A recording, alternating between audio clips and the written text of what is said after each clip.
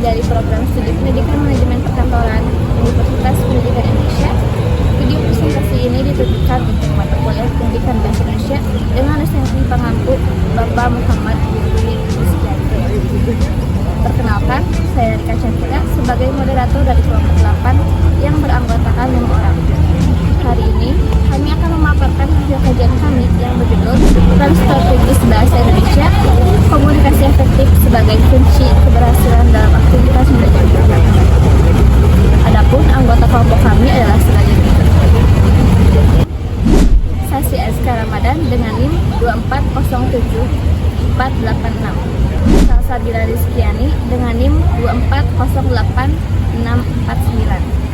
Nur Fitro LS dengan NIM 2409773. Cantika Kemalaningrum dengan NIM 2405906. Sayyidati Isfalana Husna dengan NIM 2406784. Baik, tanpa berlama-lama lagi, marilah kita mulai presentasi kali ini pada kelompok 8 saya.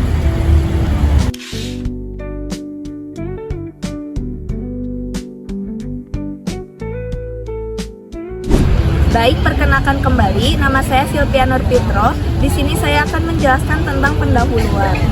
Nah, komunikasi di era globalisasi memberikan pengaruh terhadap berbagai aspek termasuk dalam dunia kerja. Salah satu bidang yang terdampak secara signifikan adalah manajemen perkantoran.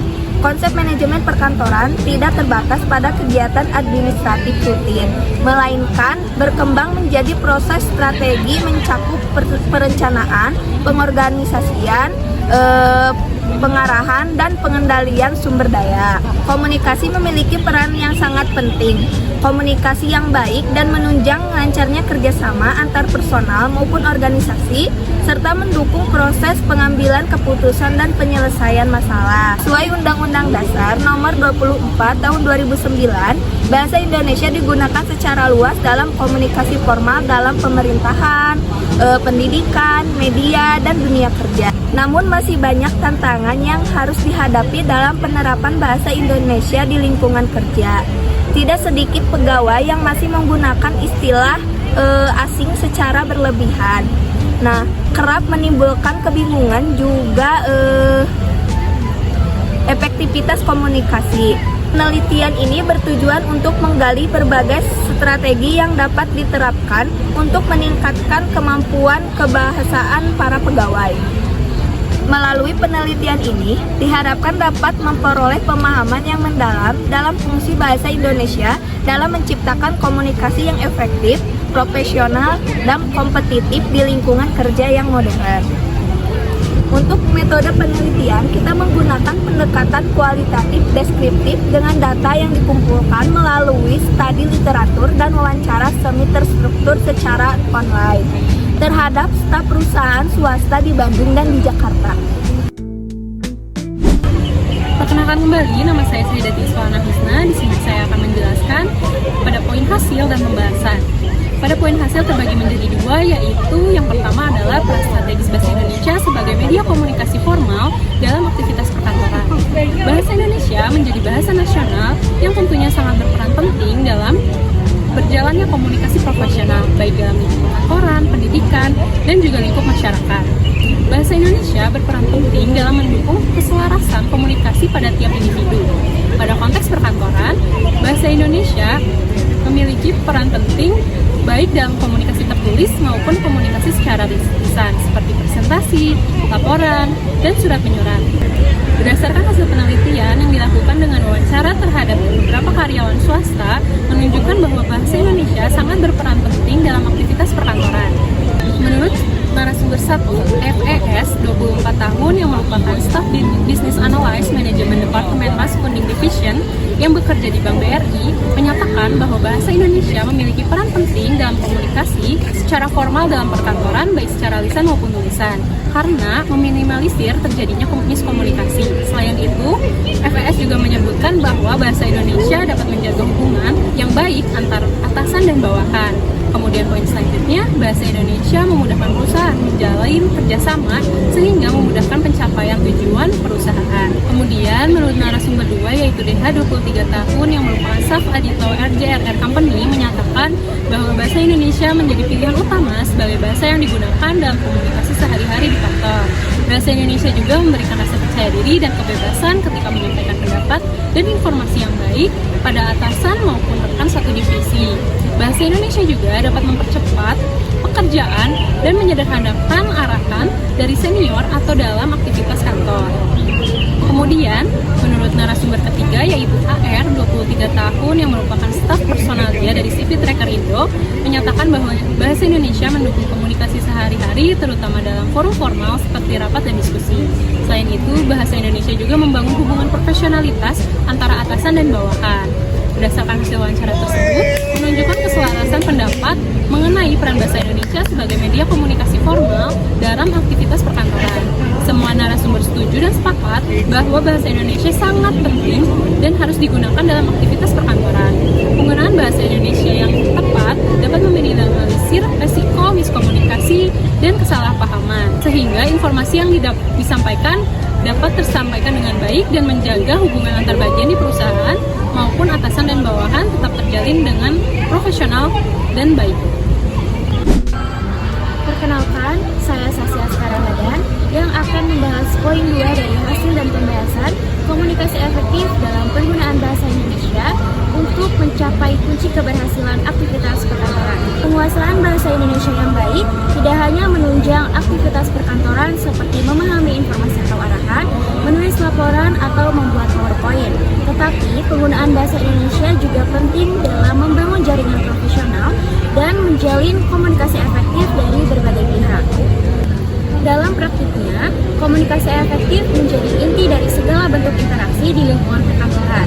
Kemampuan menyimak secara aktif, memahami pesan nonverbal, serta memberi respon yang tepat juga merupakan bagian tak terpisahkan dari komunikasi yang efektif dan profesional. Bahasa Indonesia bukan sekedar alat komunikasi, melainkan jembatan menuju keberhasilan akademik dan profesional, serta sarana untuk membangun hubungan kerja yang harmonis dan produktif.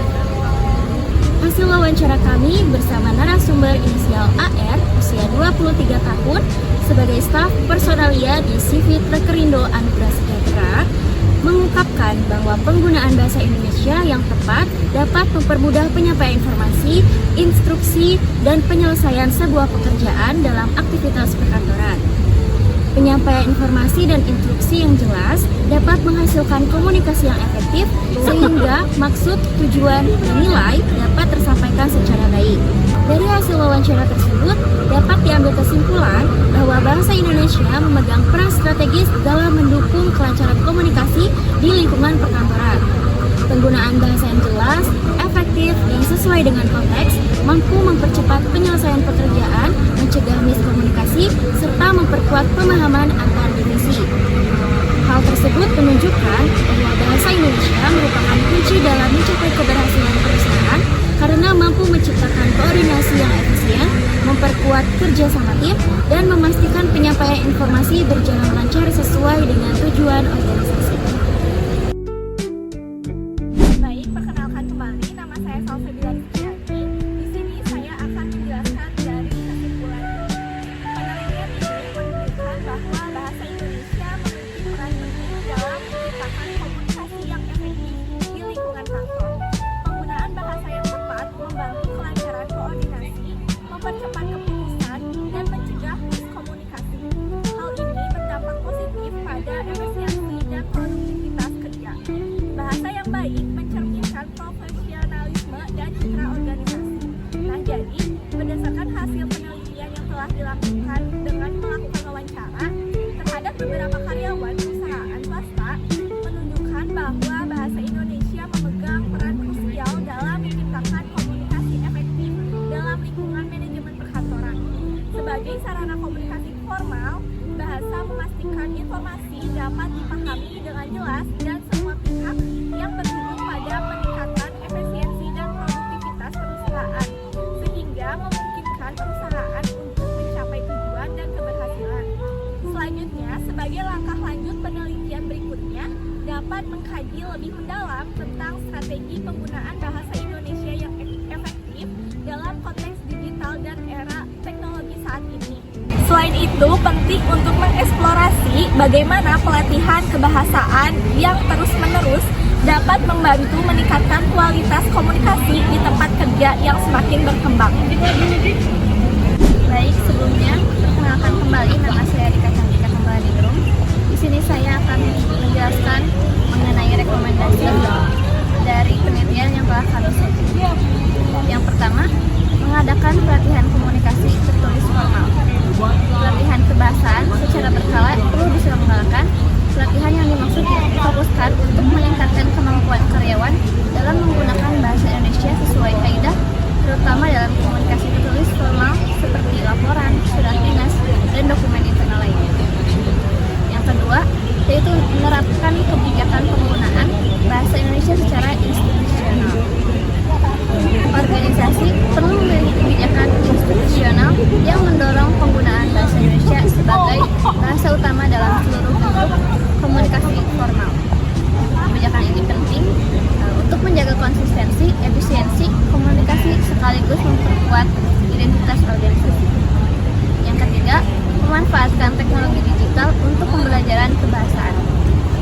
Memanfaatkan teknologi digital juga menjadi kunci e-learning, aplikasi kebahasaan, dan konten digital edukatif, kompetensi kebahasaan secara fleksibel dan berkelanjutan.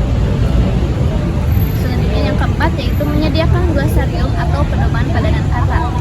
Kami menyarankan agar organisasi ini menyediakan glosarium, istilah, atau pedoman padanan kata. Hal ini untuk menghindari kesalahpahaman akibat penggunaan istilah asing yang tidak disertai penjelasan memadai, serta mendorong kejelasan dan inklusivitas pesan. Yang terakhir, yaitu melakukan evaluasi berkala dan menjalin kolaborasi kebahasaan. Evaluasi berkala terhadap praktik komunikasi internal sangatlah penting. Evaluasi ini berguna untuk mengidentifikasi kendala, merumuskan solusi, dan bila perlu untuk melakukan kolaborasi dengan lembaga kebahasaan seperti Badan Pengembangan dan Pembinaan Bahasa guna meningkatkan kualitas komunikasi organisasi. Demikian rekomendasi strategis yang kami tawarkan. Semoga dapat menjadi dasar bagi kebijakan dan praktik nyata dalam memperkuat penggunaan bahasa Indonesia secara profesional di era globalisasi.